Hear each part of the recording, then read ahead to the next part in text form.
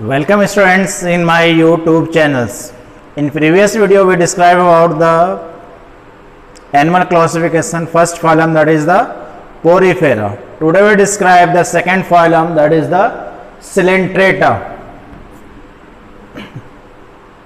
Okay, this is also known as the Cnidaria. इसको Cnidaria वर्ग भी बोलते हैं. Clear? What is the basic feature of this phylum?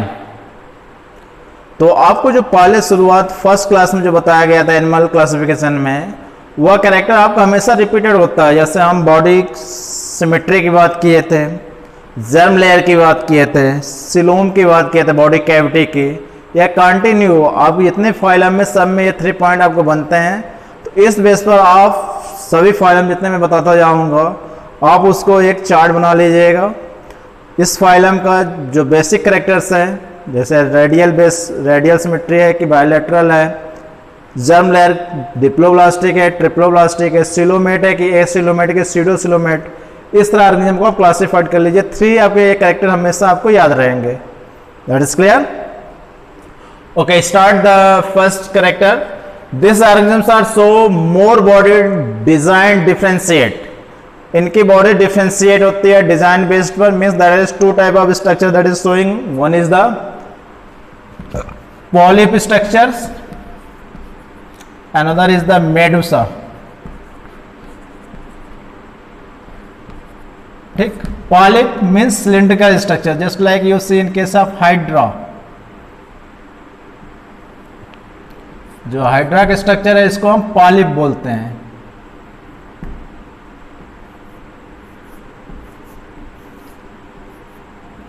और अम्ब्रेला शेप जो होता है, just like you see in case of jellyfish.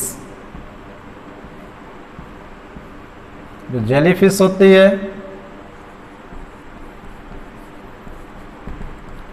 इसका स्ट्रक्चर मेडुसा बोलते हैं. ठीक है, तो the animals show the more body design polyp and Medusa.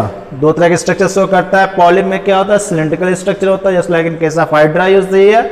In case of medusa you see here structure is a umbrella shape flat structures, that is like in found in jellyfish. Okay, first point clear हो गया.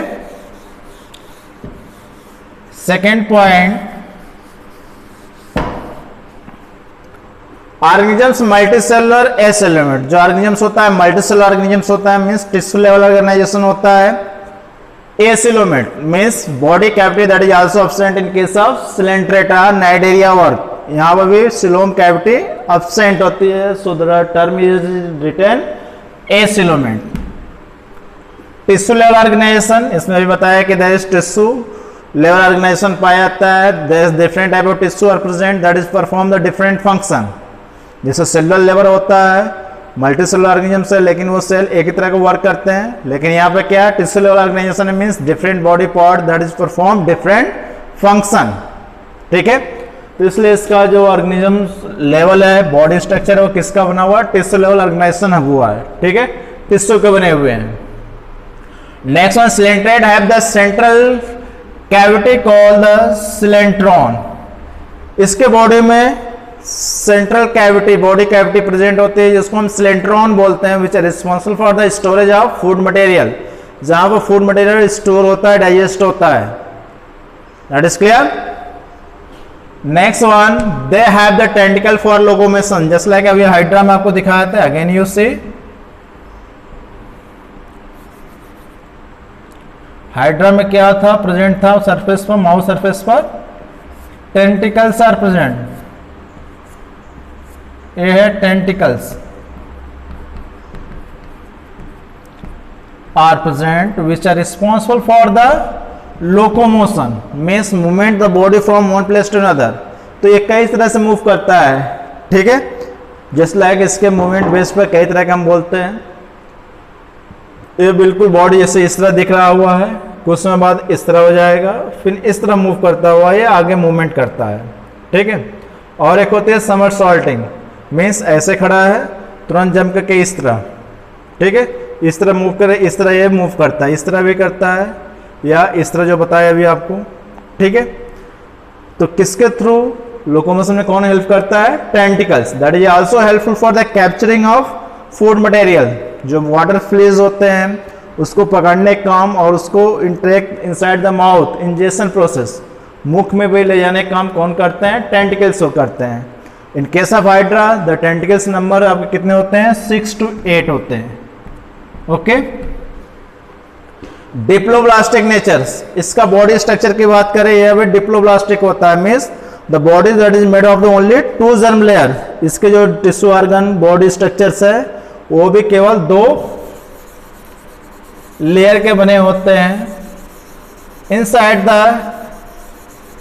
between 2 germ layer there is a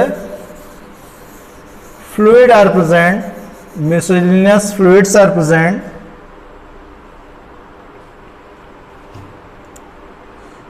जिसको हम gelatinous fluid होता है, जिसको हम mesoglea बोलते हैं। Just like you see the structure, ये टीएस सेक्शन काटते हैं हाइड्रा का, ये 2 लेयर आपको दिखते हैं।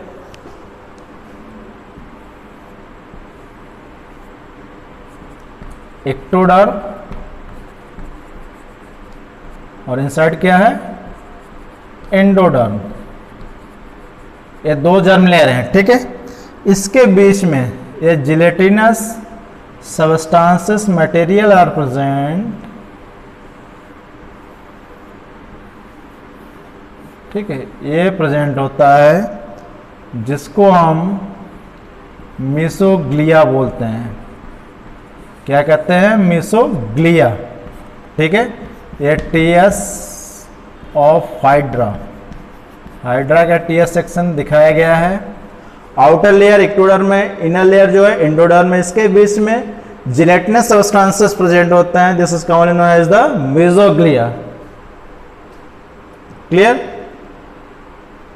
Radial symmetry are present. तो radial symmetry you know about them, when that is body divided into 2 equal half from the axis. Axis से यदि कट करते हैं वो हमेशा 2 इक्वल हाफ में डिवाइड होता है।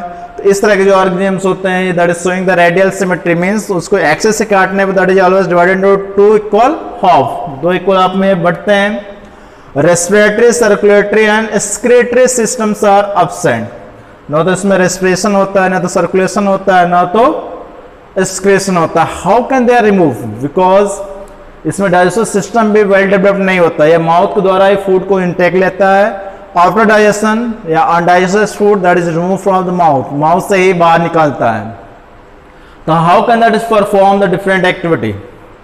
रेस्पिरेशन कैसे करता है, एक्सक्रीशन कैसे करता है, सर्कुलेशन कैसे करता है? Through the diffusion process. यहाँ पर बॉडी में डिफ्यूजन प्रोसेस होता है रेस्पिरेशन के लिए, which are directly exchange of gases from the outside to the inside the bodies. Okay. Excretory system remove from the mouth, mouth से ही इंटेक लेता है, माउथ से ही रिमूव करता है। Circulatory system are present, that is but that is not clear, बिल्कुल clear नहीं है। इसको हम मानते हैं कि this is the circulatory system that is also absent. Some species colonial with other are solitary. इसके जो स्पीसीज होते हैं मैक्सिमम कॉलोनियल फॉर्म में होते हैं, मतलब ग्रुप में होते हैं, समूह में होते हैं। जस्ट लाइक ए कोरल्स, जो कोरल होते हैं which are present in marine habitats. हाँ, इसके हैबिटेट की बात करें that is generally found in case of marine habitats, sea में केवल पाए जाते हैं, समुद्र में ही पाए जाते हैं। और इसके जो स्पीसीज कुछ होते हैं कॉलोनियल होते हैं, मतलब कॉलोनी में प्रेजेंट होता है, just like a corals. Solitary also present just like A jellyfish, ठीक है। Primitive nervous systems present. जो फर्स्ट प्रिमिटिव ऑर्गेनिजम्स में नर्वस सिस्टम डेवलप्ड हुआ है वो किसमें हुआ? हाइड्रा में हुआ था। हाइड्रा में primitive nervous system are present, means head is absent. जो नर्वस सिस्टम का हेड होता है which are responsible the control the different activities, वो एब्सेंट होता है। और केवल nerve cell which are present in the bodies, पूरे बॉडी में nerve cell, simple nerve cell are present. तो इसको primitive nerve cell are present in case of hydra. Okay. For example, इसके कुछ एग्जाम्पल है, जैसे हाइड्रा है, ऑरेलिया जिसको हम जेलीफिश बोल रहे हैं, सी एनिमोन, मेडिटेरिया, sea fan, sea pen, sea cucumber. This are different species of phylum Cnidaria. That is clear?